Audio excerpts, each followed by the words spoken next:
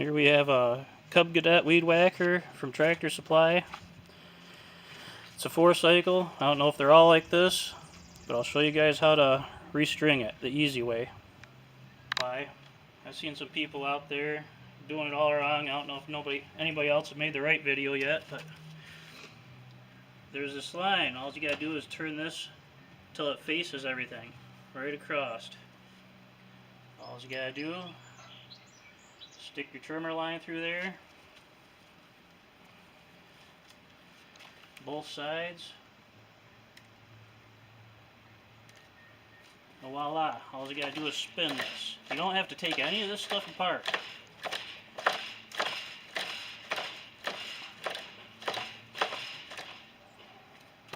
See how easy that was? Ta-da! There you go, guys. Easiest, fastest way to do it.